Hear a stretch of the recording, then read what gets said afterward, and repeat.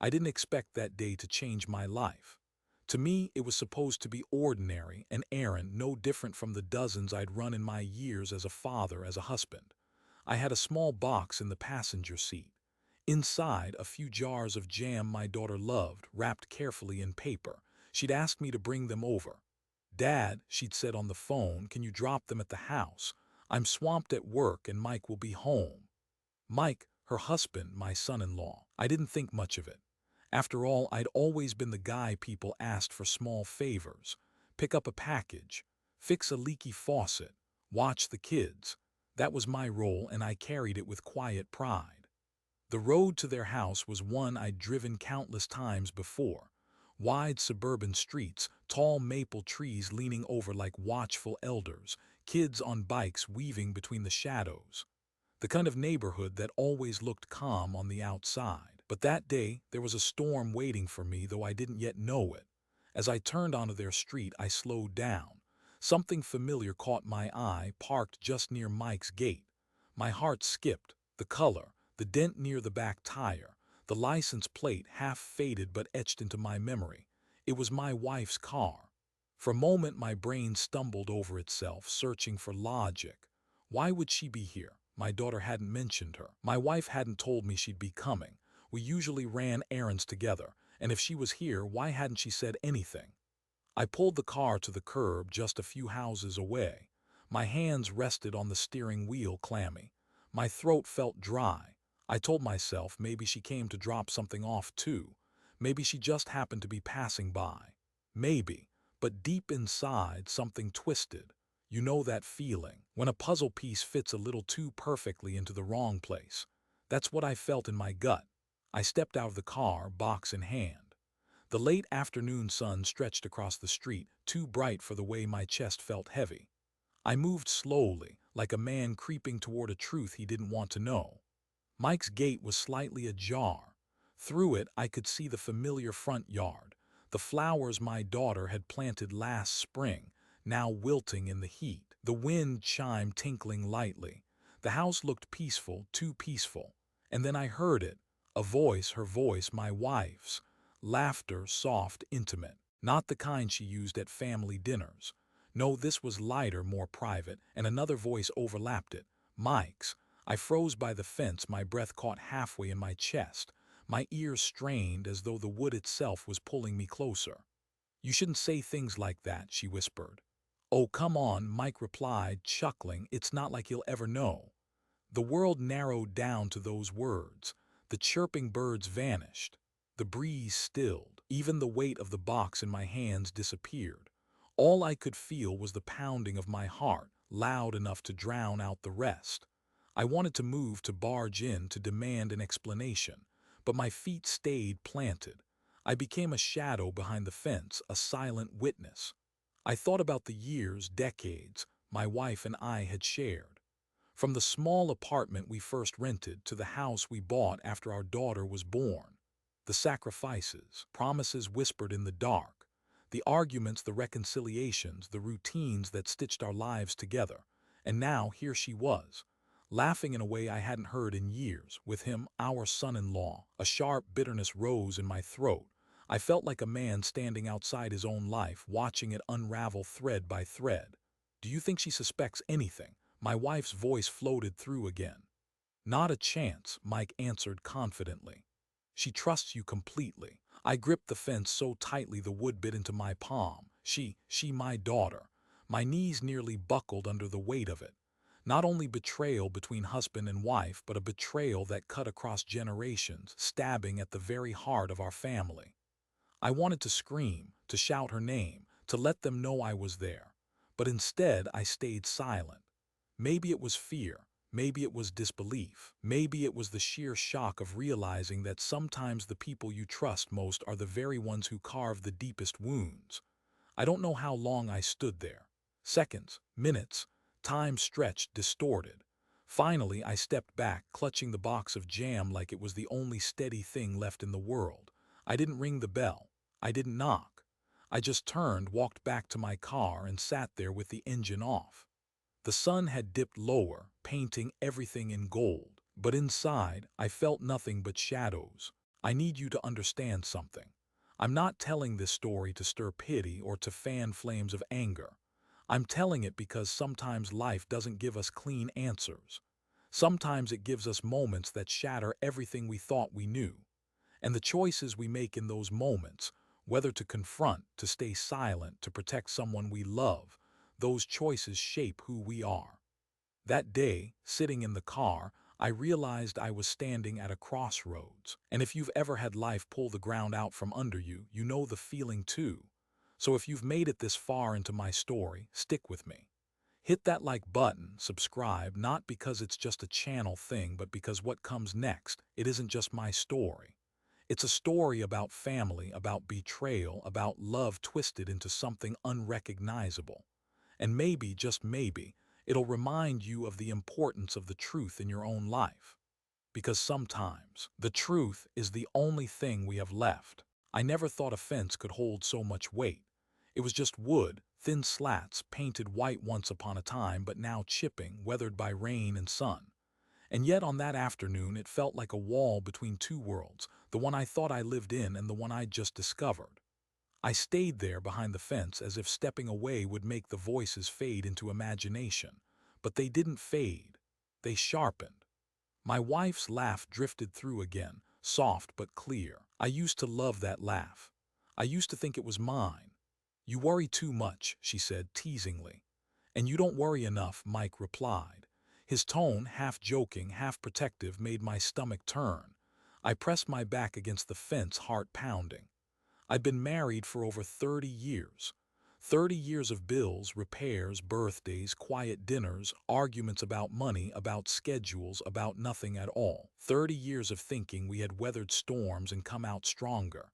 And here she was, with the man who had promised to love my daughter. The betrayal folded in on itself, twisting like a knife.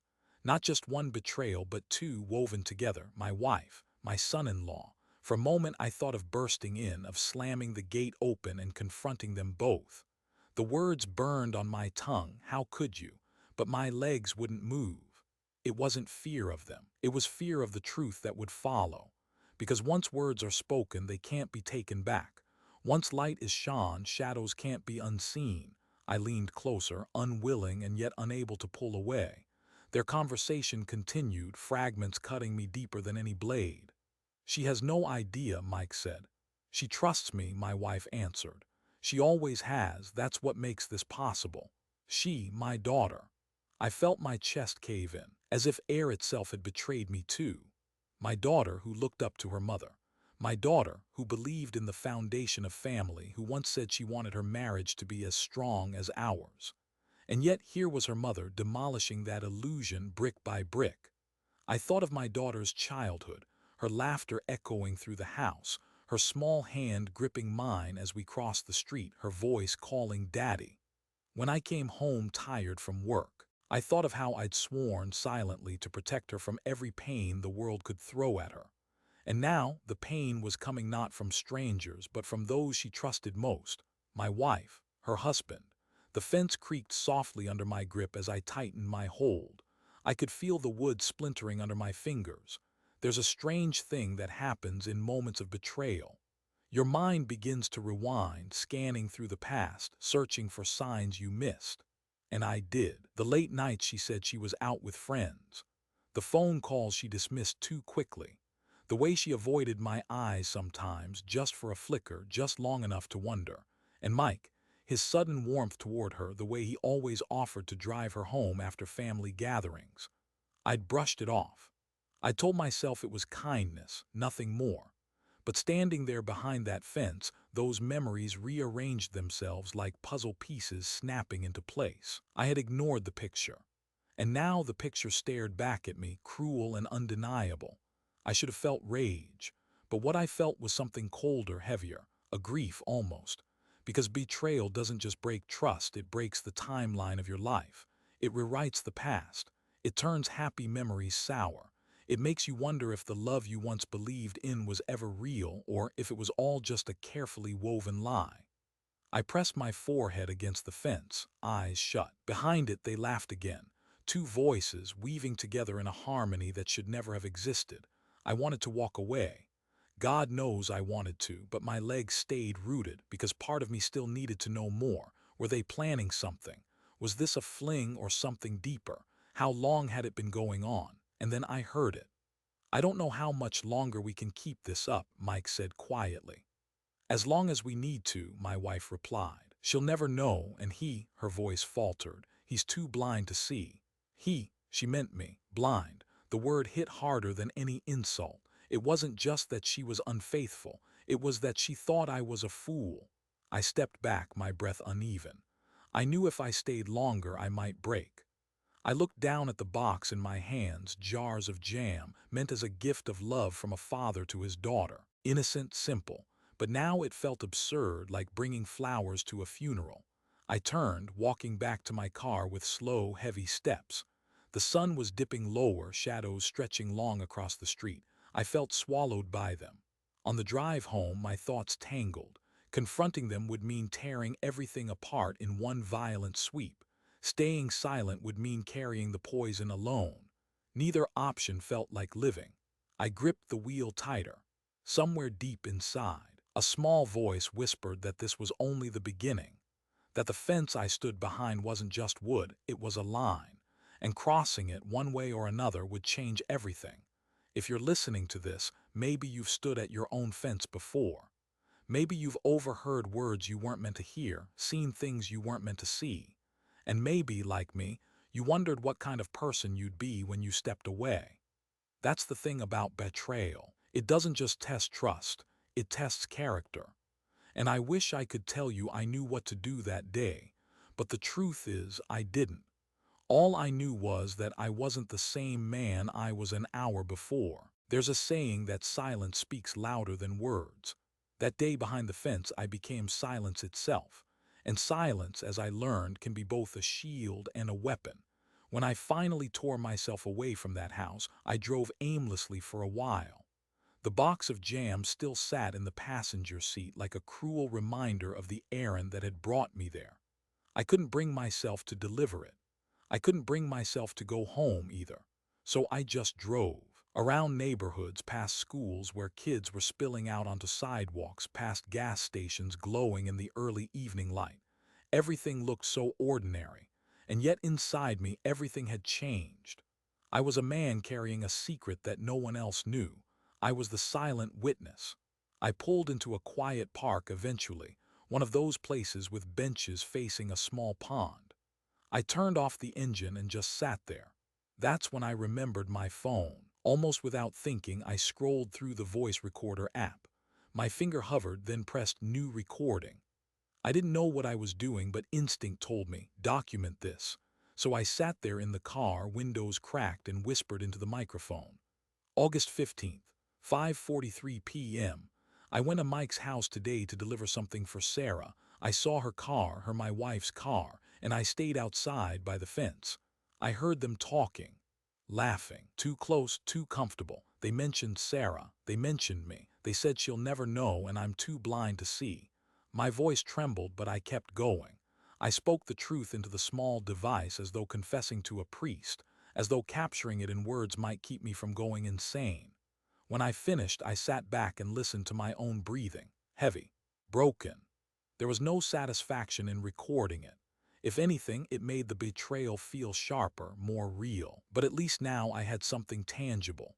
Not just a memory that could fade or twist over time. A record, proof. The question was, proof for whom? For me, for my daughter, for the world. I thought about confronting them immediately, walking back, shoving the phone in their faces, demanding answers. The scene played out in my head, her eyes widening, Mike stammering, my daughter arriving at the worst possible moment. But in every version I saw my daughter's face, and it broke me. I couldn't do it, not yet. Because betrayal between spouses is one kind of pain, but betrayal between mother and daughter, that was something else entirely. That was devastation. I sat on the park bench as the sun dipped lower. A family passed by, two kids chasing each other while their parents laughed softly behind them. For a moment, I envied them. Their laughter looked pure. I wondered if someday one of them would sit on a bench like this, carrying the weight of a truth too heavy to hold. It's strange how in moments of crisis you see strangers differently. You project your pain onto their faces.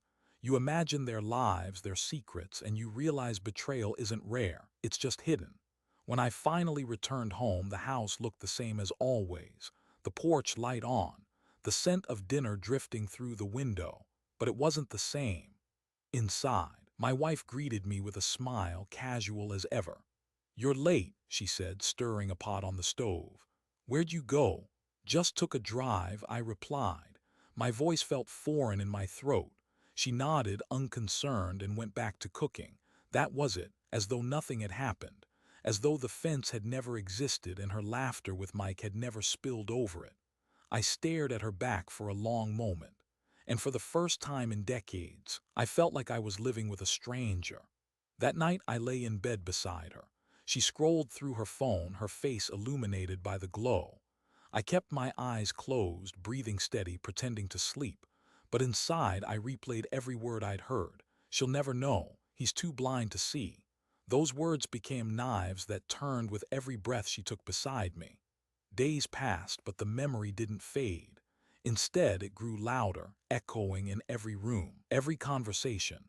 I began to notice small things, the way she smiled at her phone when she thought I wasn't looking, the sudden trips to the store that took too long. Maybe I was paranoid. Maybe I was just piecing together fragments. But once you hear the truth, you start seeing it everywhere. I carried the recording with me everywhere, tucked safely in my phone. Sometimes late at night I'd play it back, listening, reliving, torturing myself. I told myself it was so I wouldn't forget, but maybe it was because I still didn't believe it fully. Maybe hearing it again and again was my way of confirming, yes, this really happened, you didn't imagine it. The recording became both my anchor and my burden, proof and poison. One evening I thought about deleting it. My thumb hovered over the trash icon. If I erased it, maybe I could go back, pretend it never happened, pretend I was still blind. But I couldn't, because pretending doesn't erase truth. It only delays it, so I kept it, like a shard of glass in my pocket, cutting me every time I touched it but reminding me it was real. I began to write too, not for anyone else, just for me. In an old notebook, I scribbled thoughts late at night when sleep wouldn't come. Page after page, I poured out my confusion, my grief, my anger. Sometimes I wrote letters to my daughter, letters I never sent. Sometimes I wrote to my wife, asking questions I couldn't say aloud. The words looked messy on the page, but they steadied me. Writing made me feel less invisible, because that was the strangest part of it all. I felt invisible. They had spoken of me like I was a blind old man shuffling through life, too dull to notice. But I noticed. I heard, I saw. I was silent, yes, but I was no fool. Being a silent witness means living with dual lives. Outwardly, I smiled, I ate dinner, I asked about her day, I hugged my daughter when she visited, I played with the grandkids. Inwardly, I carried a storm.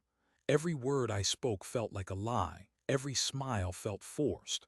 I was the same man everyone saw, and yet not the same at all. I don't know if you've ever carried a secret like that. If you have, you know it eats at you. It gnaws at your chest in the quiet hours of the night. It makes you question who you are, what you believe in, whether anything you've built still stands. I wasn't ready to reveal it yet, but I knew I couldn't hold it forever.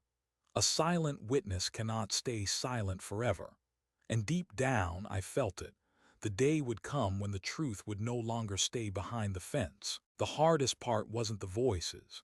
It wasn't even the laughter that drifted through the fence like smoke seeping under a door. The hardest part came after, when I had to get back into my car, turn the key and drive home. Because how do you drive home when home no longer feels like a safe word? The sky was sliding into evening as I pulled away from my son-in-law's house. The box of jam jars still sat on the seat beside me, untouched, like an abandoned promise. I should have left it at the door. I should have completed the errand my daughter had trusted me with. But I couldn't. Not after what I'd heard. The road stretched ahead, familiar yet strange. The houses lined up like silent witnesses themselves, each one glowing with porch lights, each window holding families that probably looked whole from the outside. I wondered how many of those homes hid their own betrayals behind closed doors. I gripped the steering wheel tighter than usual. My knuckles looked pale in the fading light. When I hit the first red light, I leaned back and stared at the sky. The sunset bled across the horizon, fiery oranges giving way to bruised purples. It reminded me of a wound, raw and fresh. My mind wandered back unwillingly to what I'd heard. The words repeated in my skull, looping endlessly. She trusts me. He's too blind to see. Blind.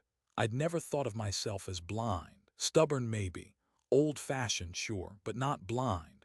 Yet now I wondered, had I missed all the signs? Had my trust, my faith in the people I loved made me naive? I pressed the accelerator when the light turned green, but the question lingered. As I drove, my thoughts turned toward my daughter, Sarah. Sweet, earnest Sarah, who'd always believed the best in people. She'd chosen Mike because he seemed steady, dependable. I'd walked her down the aisle myself, holding back tears as I placed her hand in his. And my wife had smiled that day, standing proud, her hand gripping mine during the vows. What were those smiles worth now? Were they masks even back then?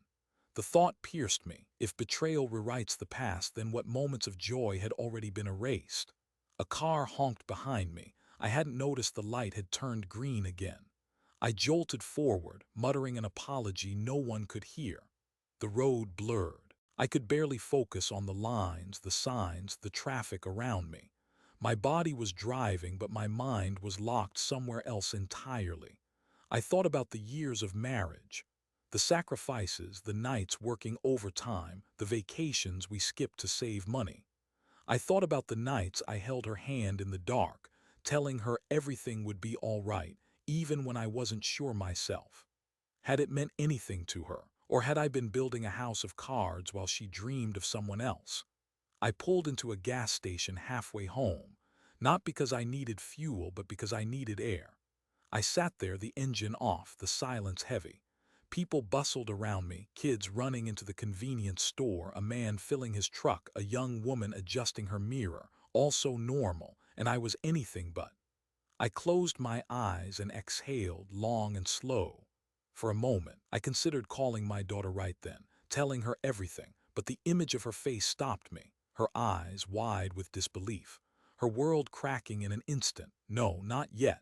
I wasn't ready to be the one who destroyed her life, even if the truth wasn't mine to carry alone. I turned the key again and drove on. The closer I got to home, the heavier the weight became. Every mile felt like dragging chains behind me. When I finally turned onto my own street, the porch light glowed like it always did. The yard looked neat, the garden trimmed. Home in every outward sense, but as I parked, I realized something. I wasn't driving home. I was driving into a lie. Inside, dinner was waiting. My wife stood at the stove, humming softly. She turned as I entered, smiling. "You're late," she said, as if the only thing unusual about tonight was the clock. I forced a smile back, my throat tight. "Traffic," I lied. She nodded, unconcerned, and set two plates on the table, just like always. And I sat down just like always, but nothing was like always. I ate quietly, nodding at her small talk.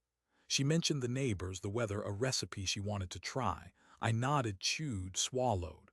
All the while, my ears rang with echoes of her voice behind the fence. "As long as we need to. She'll never know, he's too blind to see." I looked at her across the table, wondering if she could feel the difference in the air, wondering if she could tell I knew. But she laughed lightly at something on her phone and carried on, oblivious. Or maybe she wasn't oblivious at all.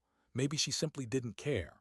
That night, lying beside her in the dark, I stared at the ceiling. She shifted beside me, settling into sleep. Her breathing slowed, even steady. I envied her. How could she sleep so soundly, knowing what she carried inside her? Meanwhile, I lay there, wide awake, replaying every moment, every word, every smile that might have meant something else. The drive home hadn't ended when I parked the car. It was still happening, an endless journey from the man I once was to the man I was becoming.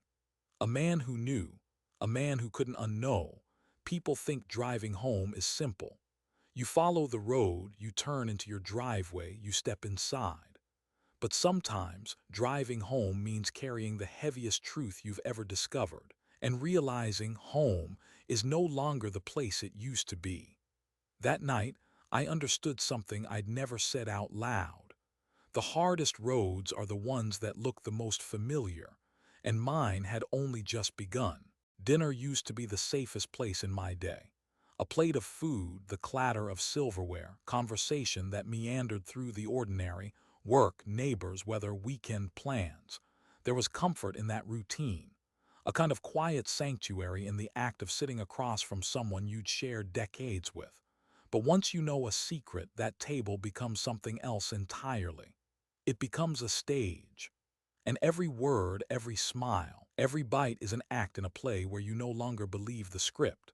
That evening, I sat across from her, my wife, the same woman who had once leaned across this very table to brush crumbs from my beard, who had rolled her eyes when I spilled gravy, who had laughed when we burned toast together. Now she looked at me with easy calm, spooning mashed potatoes onto my plate as if nothing had shifted between us. But everything had shifted. The mask she wore was flawless, a mask of normalcy, of contentment, and I found myself wearing one too. "Did you hear about the new neighbors?" she asked, her tone light. "The ones who moved into the corner house. They've got a dog that barks at everything. It drove me crazy when I was planting this morning." I nodded. "Yeah, what kind of dog?" "Big, maybe a shepherd mix. You should see the way it pulls on the leash. Nearly dragged the poor woman down the street." She laughed at the image, and I forced a chuckle. It was all so ordinary, too ordinary. And the more she spoke, the more I wondered, how could someone carry on so smoothly while carrying a lie so heavy? I watched her carefully.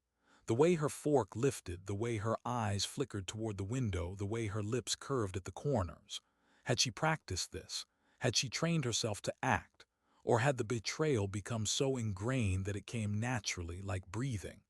I couldn't tell, but what I knew was this: I was no longer her husband at this table, I was her audience. She shifted the conversation to our daughter. "Sarah called me earlier," she said, sipping her water. "She's excited about the promotion at work.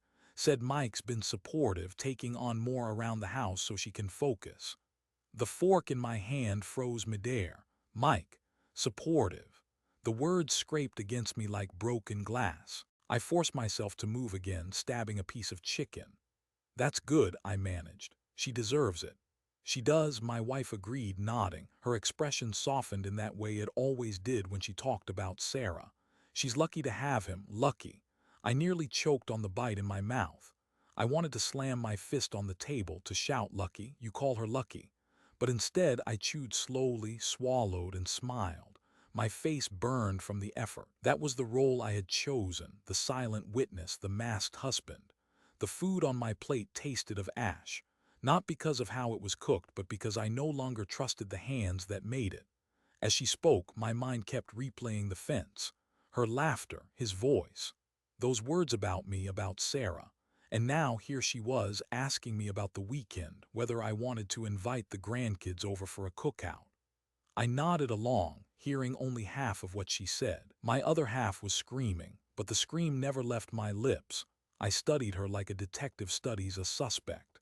The way she tilted her head when she asked a question, the way she tapped her finger against her glass absent-mindedly.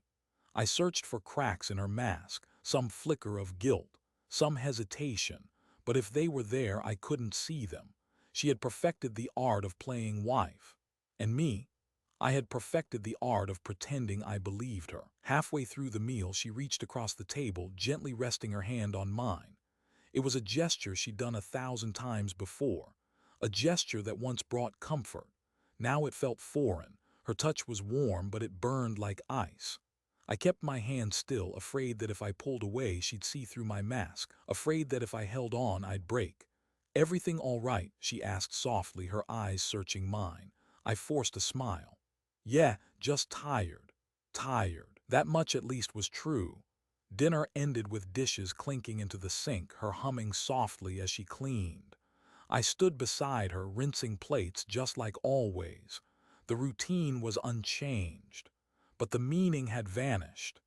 Every bubble of soap between my fingers felt like a lie, every plate stacked like evidence. I glanced at her profile, at the familiar curve of her face, and wondered how many lies could fit inside a single human being.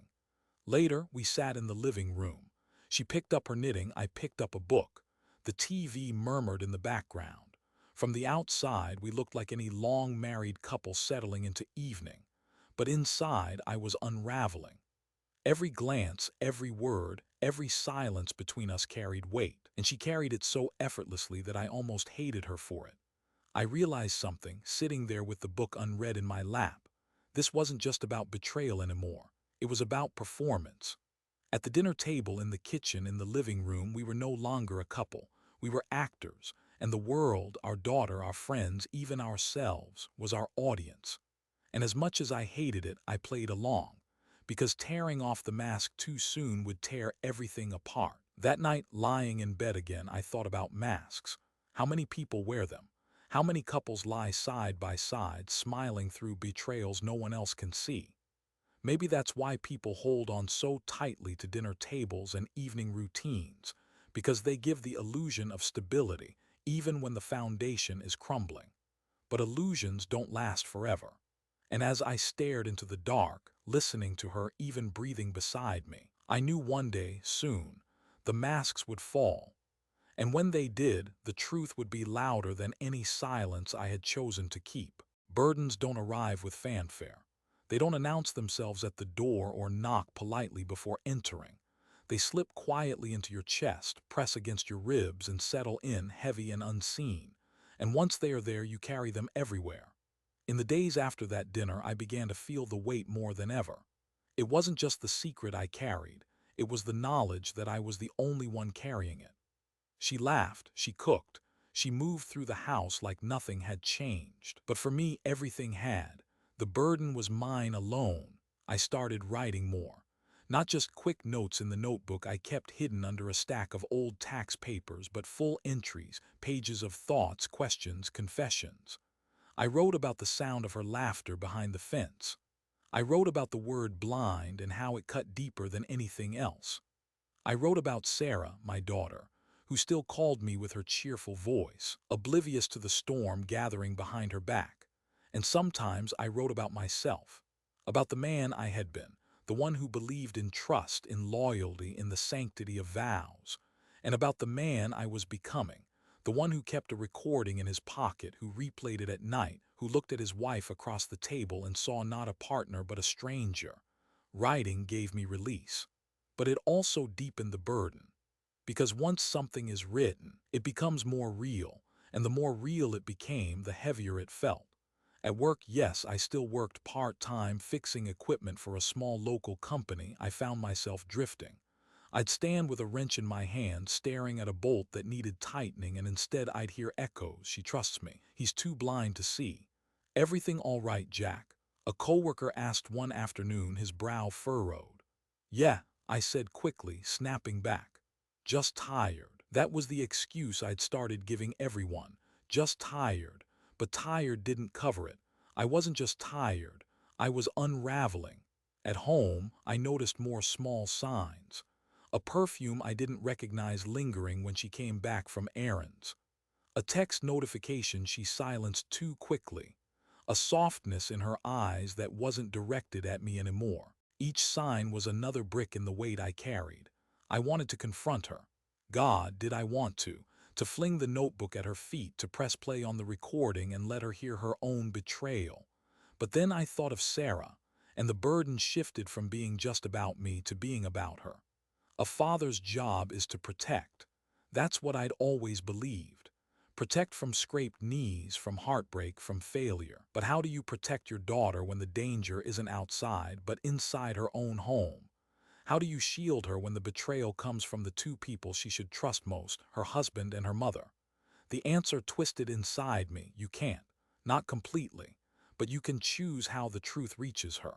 And maybe, just maybe, you can choose a way that hurts a little less.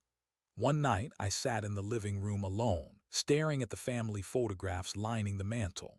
There was Sarah at her graduation, cap crooked on her head. There was the family Christmas photo, everyone smiling in sweaters too warm for the fireplace's heat. There was my wedding photo, her and me, younger, brighter, full of promises. I studied each one as though trying to see behind the smiles. Was the betrayal there, waiting to bloom? Or had it grown later, like rot creeping through wood long after the tree looked strong? Either way, the burden grew heavier.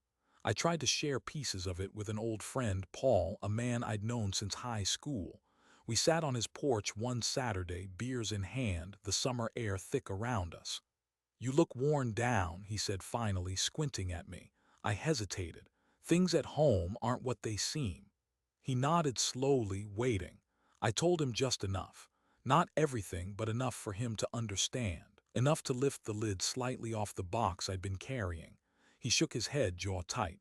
"Jack, you can't hold that alone. It'll eat you alive." "I know," I admitted, "but telling Sarah it'll eat her alive." Paul leaned back, sighing. "Sometimes the truth destroys, but sometimes hiding it destroys more." His words stuck with me. They added another layer to the burden, not lighter but sharper. Back at home, I slipped into the routine again. Dinner, dishes, evening TV. But it wasn't routine for me anymore. It was acting. Every smile was rehearsed. Every nod was calculated. And in my chest, the burden grew. I found myself walking at night when the house was quiet. Just pacing the streets, hands shoved in my pockets, the recording safe on my phone. I'd pass darkened houses, wondering if inside them husbands and wives lay side by side, wearing their own masks. Sometimes I imagined shouting the truth into the night just to be free of it, but I never did. Instead, I carried it, step after step, night after night, the burden of being a husband betrayed, the burden of being a father torn between silence and revelation. There's a particular loneliness that comes with this kind of knowledge. It's not just being alone in a room. It's being alone in the truth. I could sit across from her at the table, sit beside her in bed, and still feel like I was on an island she couldn't reach and didn't want to. And as much as it hurt, I began to realize maybe this was the cost of being a father, carrying the weight so your children don't have to until the day comes when you can no longer shield them. I don't know how long I can hold it, but I know this, the burden is mine for now. And though it presses heavy against my chest, though it steals sleep and dulls the taste of food, I carry it because that's what fathers do. We carry, until we can't anymore. Some men carry photographs of their grandchildren in their wallets. Some carry lucky coins, a reminder of better days. Me, I carried a recording, a simple file on my phone, no more than a few minutes long, but it weighed more than anything I'd ever held. Every day I felt it there, like a stone pressing against me, even though it wasn't physical. Just the knowledge of it. Just the fact that at any moment I could pull it out, press play, and hear the truth again. Sometimes I did.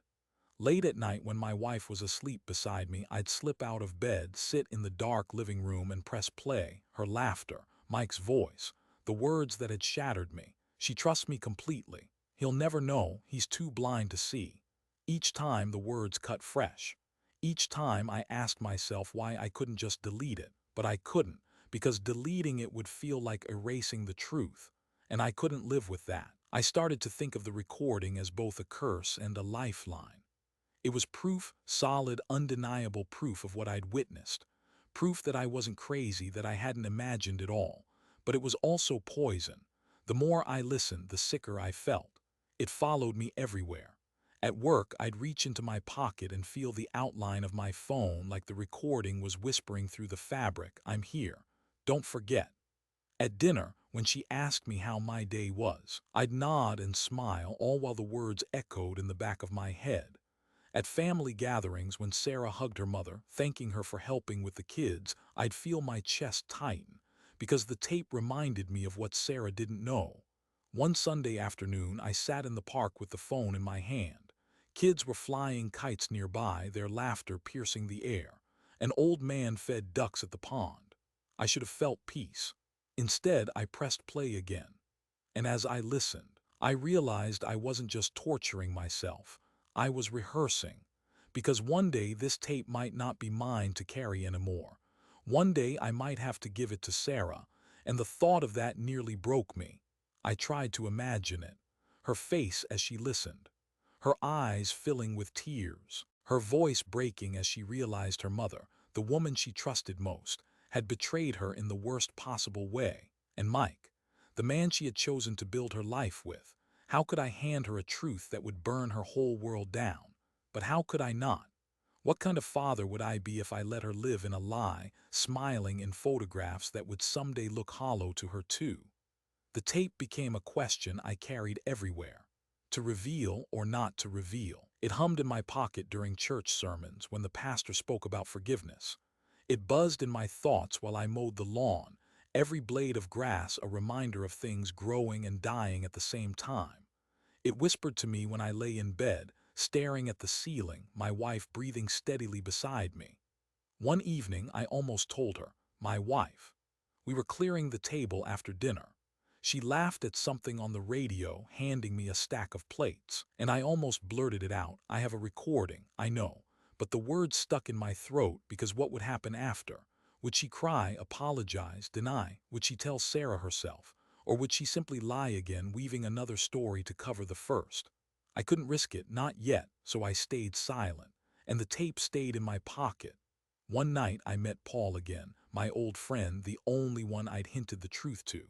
We sat in his garage this time, the smell of oil and wood mixing in the air. "You look worse," he said bluntly, opening 2 beers. I sighed. "I can't stop thinking about it." "You shouldn't," he replied, "but you will until you do something." I pulled out my phone and held it up. I recorded them. He stared at me, his eyes narrowing. "You serious?" I nodded. He whistled low. "That's heavy." "Yeah," I muttered. He leaned forward. "So what are you gonna do with it?" I stared at the phone. "That's the question, isn't it?" For days afterward, his words echoed, "What are you gonna do with it?" I thought about confronting Mike directly, shoving the phone in his face. But then I imagined his slick denial, his smirk, his attempt to twist it. I thought about confronting my wife, but the thought made my chest ache. Because if she looked me in the eyes and denied it, I didn't know if I'd survive it. And then there was Sarah, always Sarah. The tape wasn't really about me anymore, it was about her. And sooner or later she would need to hear it. One evening I sat in my truck outside her office waiting. I hadn't planned to. My hands just drove me there after work. When she walked out, laughing with coworkers, her face bright with the glow of accomplishment, I felt tears sting my eyes. She was happy. She was building a life. And in my pocket, I carried the very thing that could destroy it. I drove away before she saw me. That night I listened to the tape again, and I made a decision, not the final one, but a step. I backed it up to my computer. I saved it to a flash drive. I tucked the flash drive into the drawer beneath my socks where no one would find it. Because if something happened to me, I wanted Sarah to know. I wanted her to have proof. It wasn't an act of revenge. Not exactly. It was an act of protection. The tape was my burden, but one day it might be her shield. Carrying that tape taught me something about fatherhood. We always think the hardest years are when our children are small, when we're lifting them into car seats, bandaging scraped knees, staying up all night with fevers. But sometimes the hardest years come later, when they are grown, when the dangers aren't scraped knees but broken hearts, and the only thing we can do is hold the truth until we're strong enough to pass it on. I went to bed that night with the phone on the nightstand. I didn't listen again, but I knew I didn't need to, because the words weren't just in the tape anymore. They were in me. And no matter what happened next, I would carry them. Like a father carries everything, quietly, heavily, faithfully. Families are like photographs. From far away they look perfect, smiles aligned, colors bright, a moment captured in harmony. But up close, if you look long enough, you start to notice the cracks, the smudges, the shadows, the parts that don't fit as neatly as they should. And once you've seen them, you can't unsee them. It started small. A sentence tossed casually over breakfast. Sarah had stopped by one morning, her hair still damp from a shower, juggling her purse, her coffee, and the kids' backpacks. She dropped everything on the table and laughed breathlessly. "Thanks again, Mom, for driving me last week," she said. Mike said it saved him so much time. I froze, my spoon clattered against the bowl. "Driving her last week." I looked at my wife. She smiled easily, nodding. "Of course, sweetheart. You know I'm always happy to help." But my chest tightened, because last week she had told me she was at the farmer's market with friends. The lie slid so smoothly off her tongue that Sarah didn't blink, but I did. Later that day, I stood in the living room staring at the framed family portrait above the fireplace. We'd taken it 2 Christmases ago. All of us in matching sweaters, the kids sitting on our laps, smiles so wide you'd think we didn't have a care in the world. I touched the glass lightly, tracing my wife's face, then Mike's. How could a picture lie so easily? Or maybe it wasn't the picture that lied. Maybe it was us. From then on, I began noticing more cracks. The way my wife's phone seemed to follow her everywhere, once left on counters, now glued to her hand. The way Mike lingered in conversations with her, his eyes holding hers a beat too long. The way Sarah, blissfully unaware, beamed when she talked about how lucky she was to have such supportive parents and husband. Each moment was small, easy to dismiss on its own. But together, they formed a mosaic of betrayal, and I was the only one seeing it. I started keeping a journal just for the cracks, a record of every strange moment, every inconsistency. July 3rd, she said she was meeting friends for dinner but came home smelling faintly of Mike's cologne. July 10th, Mike joked about how well Mom knows his coffee order. Too well. Sarah laughed. I didn't. July 17th, Sarah mentioned Mom helping Mike organize the garage. She never told me that. Each entry was a reminder. The family picture was breaking, and I was the only one hearing the sound. One evening, we gathered at Sarah's for dinner. The whole family, kids running around, Mike at the grill, my wife helping in the kitchen. From the outside, it was perfect. Neighbors waved as they passed, probably thinking what a close family we were.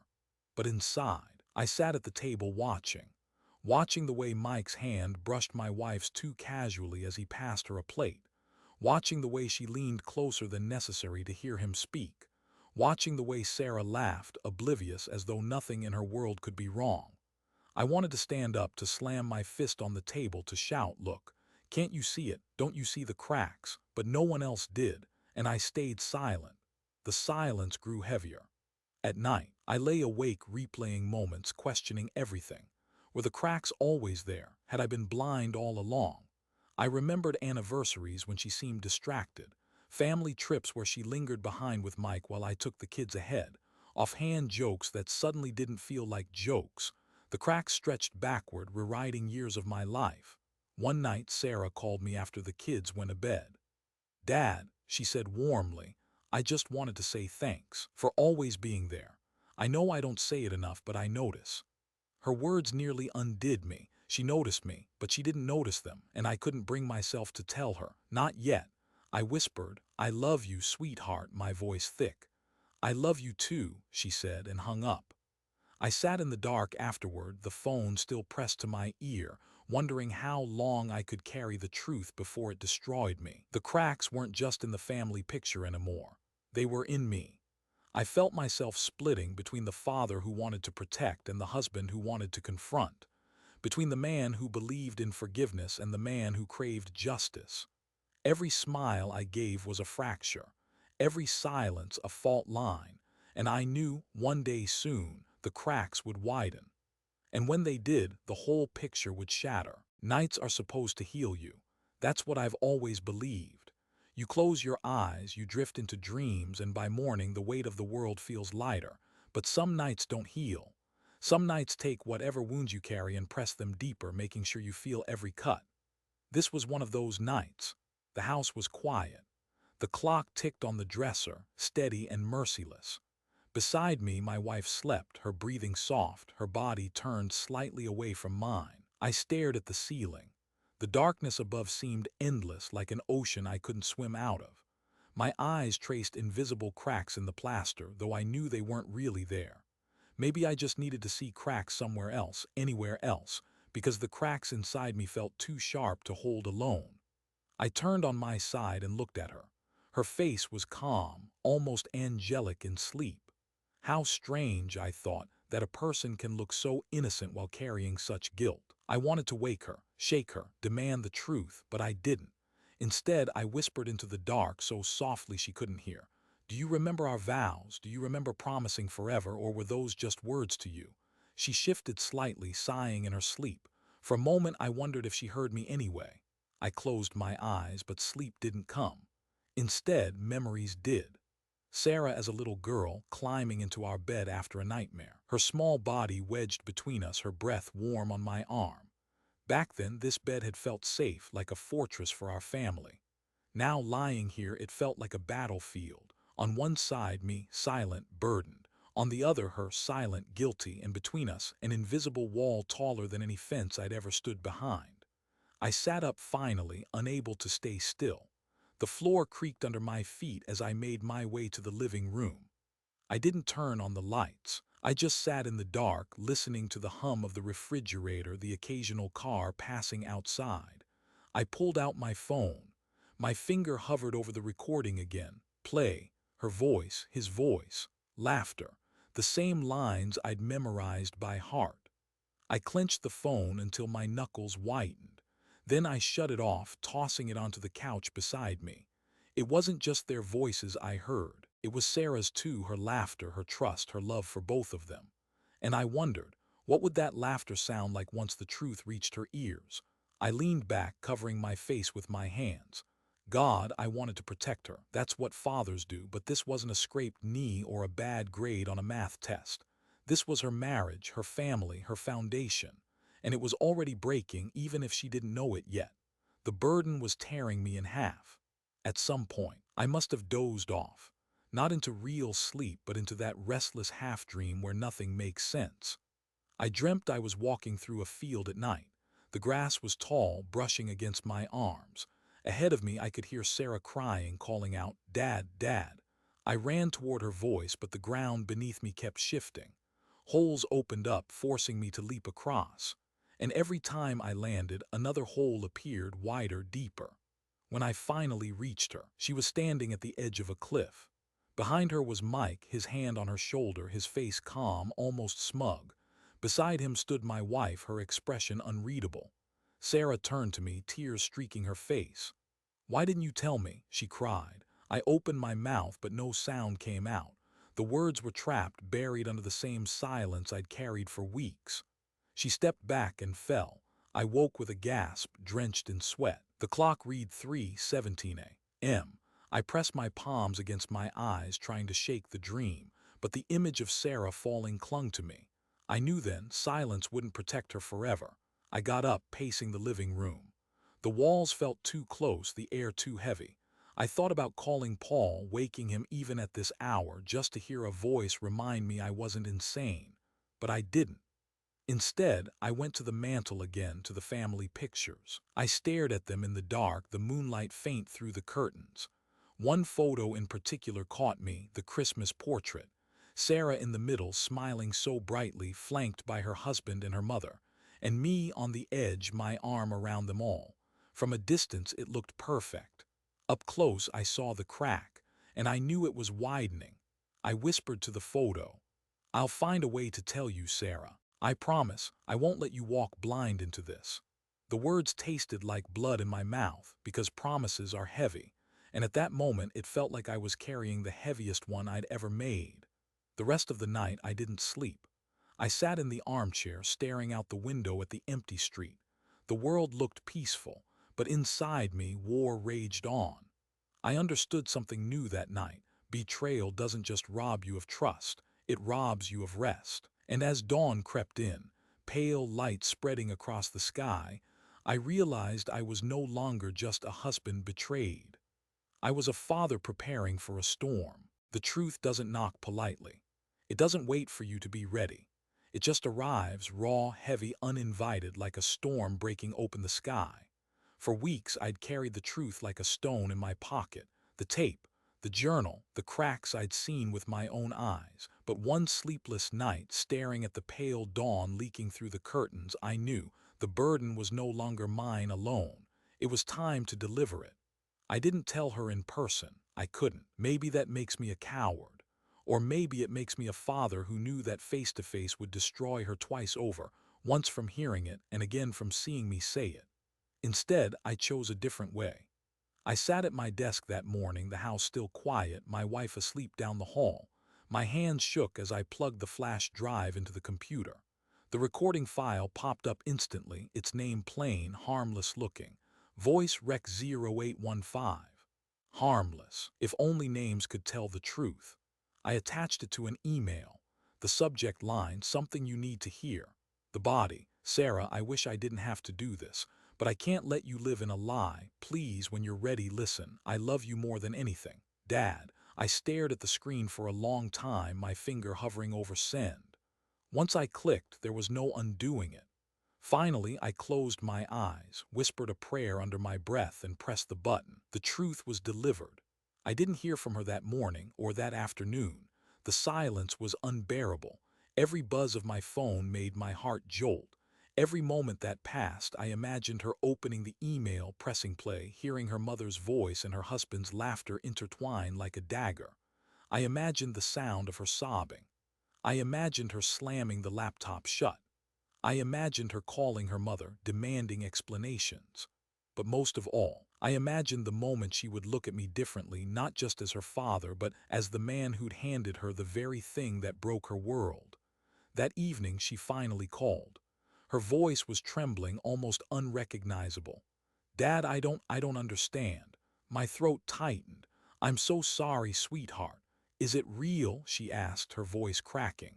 I closed my eyes. Yes. There was silence on the other end, the kind of silence that feels like a scream muffled by distance. Then I heard it, her sob, short, sharp, like a child's gasp when she first learns the world isn't safe. My chest broke open. Why didn't you tell me sooner? She whispered. I wanted to protect you, I said. But the longer I stayed silent, the heavier it became. You deserve the truth, Sarah, no matter how painful. Another sob. Then the line went dead. I sat in the dark after that, the phone heavy in my hand. There are moments in life when you know you've changed something forever. This was one of them. I'd delivered the truth, and in doing so, I'd burned the picture of our family beyond repair. 2 days later, she showed up at my door. Her face was pale, her eyes swollen, her body trembling. She didn't say a word, she just walked into my arms and collapsed. I held her as she cried, the way I had when she was a little girl. Only this time, I couldn't tell her it would be okay, because it wouldn't, not for a long time. She pulled back finally, looking at me with a mixture of gratitude and devastation. I confronted him, she whispered. He denied it, but the recording, he couldn't fight that. And your mother? I asked softly, her face crumpled. She wouldn't look me in the eye, she just kept saying I misunderstood. But I know, Dad, I know. Her voice hardened. I'm leaving him. The words were heavy, but resolute. I nodded, though my chest ached. I'll be here every step, I promised. That night the house felt different. My wife moved quietly, avoiding both me and the phone that buzzed with Sarah's unanswered messages. She knew she had to. I watched her from across the room, wondering if she realized the walls of her secret had finally caved in.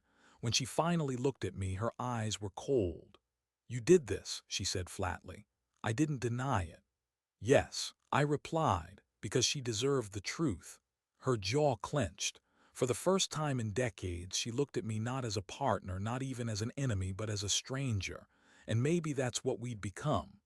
The days that followed were chaos. Sarah moved back home for a while, the kids in tow. Mike tried calling, tried showing up, but she shut the door on him. I stood beside her as she told friends and family, as whispers spread through the neighborhood. It was messy. It was painful.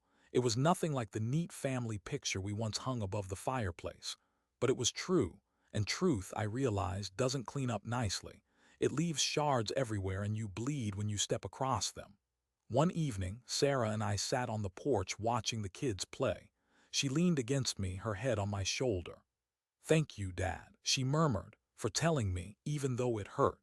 Tears stung my eyes. I kissed the top of her head. I'll always choose your pain over your blindness, always. Later that night, alone in bed, I thought about the word delivery. We use it for packages, for mail, for gifts. But sometimes delivery means handing over the heaviest truth you've ever carried, knowing it will crush the person you love, but also free them. That's what I'd done. And though it broke me, I knew it was the right choice. Because silence may protect for a while, but only truth sets us free. Storms don't begin with thunder. They begin with silence, the heavy kind, thick with pressure when the air feels wrong and your chest tightens as if the sky itself is holding its breath. That was the silence in our house after the truth came out. Sarah had confronted them both. She called me after it happened, her voice sharp and ragged at once. "I played the recording, Dad," she said. "I looked at Mom. I looked at Mike. And do you know what they did?" Her breath shook through the phone. "They denied it, both of them, like I couldn't hear with my own ears." I closed my eyes. "I'm sorry, sweetheart." "No," she said, her voice trembling. "Don't apologize. This isn't on you. This is on them." Still, I felt the guilt heavy in my chest, because I'd been the one to push the storm into motion. When she came over later that day, the kids trailing behind her, she looked hollow. Eyes red, hands trembling as she unpacked a bag into the guest room. "I can't stay there," she whispered. "You don't have to," I told her. "This is your home." The words nearly undid her. She hugged me, clinging like she had as a child, and I held her as tightly as I could. But when my wife came home that evening, the storm broke. She walked into the kitchen, saw Sarah's bags by the door, and froze. "What's going on?" she asked, her voice sharp. Sarah stepped forward, fire in her eyes. "Don't you dare pretend you don't know." My wife blinked, her face carefully composed. "I don't know what you're talking about." Sarah laughed bitterly. "I heard you, Mom. I heard you with Mike. Do you think I'm stupid?" The air thickened. I stood at the table, heart hammering. My wife's face paled, then hardened. "You misunderstood." "Don't," Sarah snapped. Her voice cracked under the weight of betrayal. "Don't lie to me again. I heard you, Dad heard you, and I will never forgive you for it." The shouting continued, spilling through the rooms like thunder. Sarah cried, my wife denied, and I stood in the middle, silent as always. Not because I had nothing to say, but because I'd already said it, through the recording, through the truth I'd delivered. This storm wasn't mine to control anymore. It belonged to them. Mike showed up later that night. He stood on the porch, knocking until Sarah finally opened the door. His voice was smooth, too smooth, the voice of a man who thought words could rebuild what lies had shattered. "Sarah, listen," she cut him off. "Don't, just don't." He glanced past her, his eyes landing on me. For the first time since this began, we faced each other directly. His jaw tightened. "You did this." I didn't flinch. "No, you did this." We stared at each other, silence stretching like a drawn bowstring. Then Sarah slammed the door in his face. The days after blurred into chaos. Sarah stayed with me, trying to balance work, kids, and the wreckage of her marriage. She moved like a ghost through the house, her laughter gone, her shoulders slumped. My wife avoided her, avoided me. She slipped in and out of rooms, silent, guilty, defensive. At night, I'd hear her crying softly, but she never turned to me. And I didn't reach for her, because storms don't allow for comfort. They strip everything bare. One evening, the storm reached its peak. We were all in the living room, me, Sarah, the kids, and my wife. The children played quietly on the floor, sensing the tension. Then Sarah stood, her voice trembling but strong. "I'm filing for divorce," she said. The words hung in the air like lightning. The kids looked up, confused. My wife gasped. "Sarah, you can't." "I can," she interrupted. "And I will." "He lied to me. You lied to me. I won't live in lies anymore." Her eyes blazed, wet with tears, as she turned to her mother. "You were supposed to protect me. You were supposed to be the one person I could trust, and you betrayed me." My wife reached out, her hands shaking. "Please, Sarah, I never meant."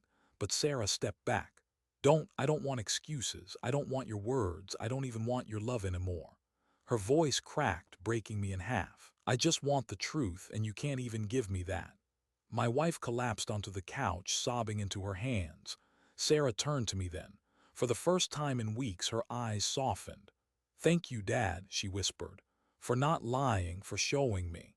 Her words were both a gift and a wound, because they reminded me that honesty comes with a price, and sometimes that price is everything you've built. That night after Sarah went to bed, I sat alone in the kitchen. The storm had left the house in ruins, trust shattered, love fractured, silence broken.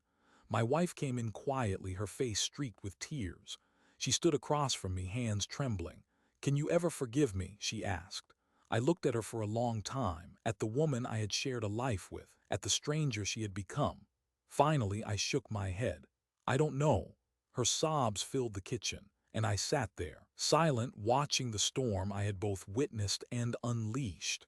Storms don't last forever, but when they pass, they leave wreckage behind. And as I lay in bed that night, the house still echoing with tears, I realized our family would never be the same again. The picture on the mantel had shattered, and no glue on earth could piece it back together. Silence has a cost. It can protect, but it can also wound. It can shield, but it can also suffocate. For months I lived in silence. I carried it like armor, convincing myself I was protecting the people I loved. But when the silence finally broke, when the truth spilled into the open, it left scars that none of us will ever forget. That's the price of silence. Sarah went through with the divorce. It was brutal, the kind of battle you wouldn't wish on anyone. Custody hearings, paperwork, tears that seemed endless. I went with her to court some days just to sit quietly in the back so she'd know she wasn't alone. Mike tried to fight, of course.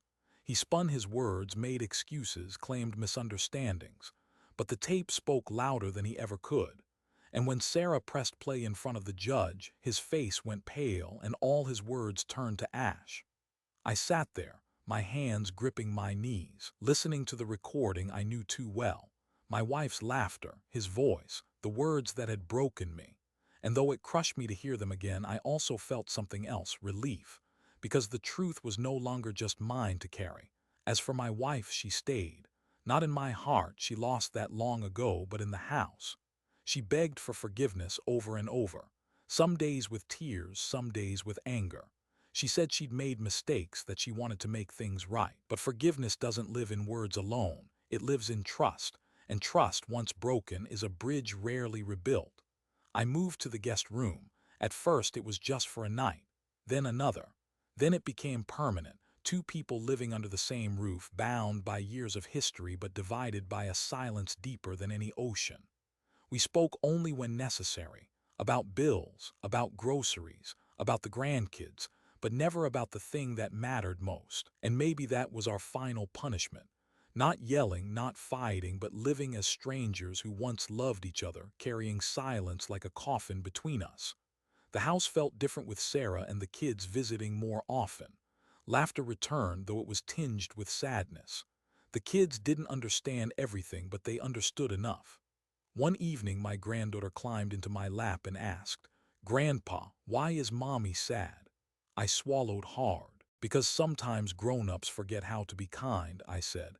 She looked at me with wide eyes. "But you don't forget, right?" Tears pricked my eyes. I hugged her tightly.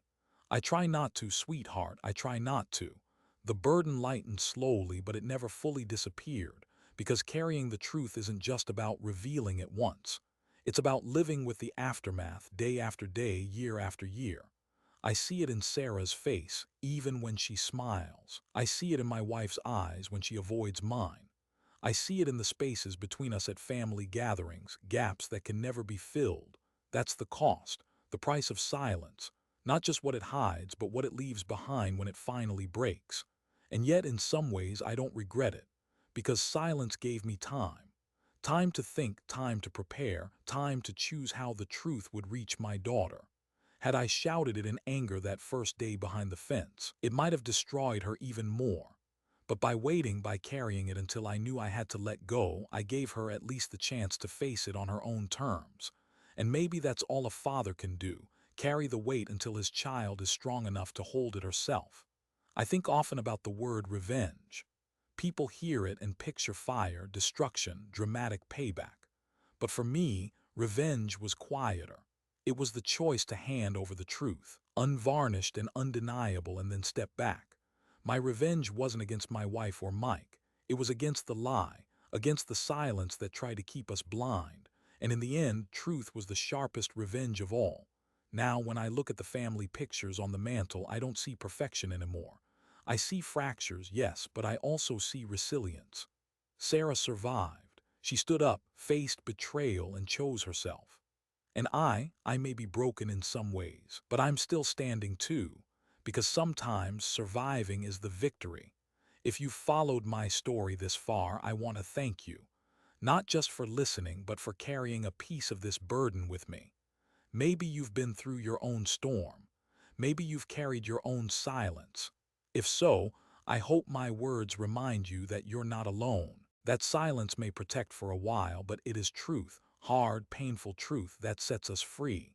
To all of you watching, listening, reading, hug your family tighter tonight. Speak honestly, even when it's hard. Don't let silence grow into something that costs more than you can pay. And if you're carrying a burden you think is too heavy, remember this. Sometimes the strongest thing you can do is share it. From my heart to yours, thank you for being here. I wish you health, peace, and above all, the kind of love that never needs to hide behind fences.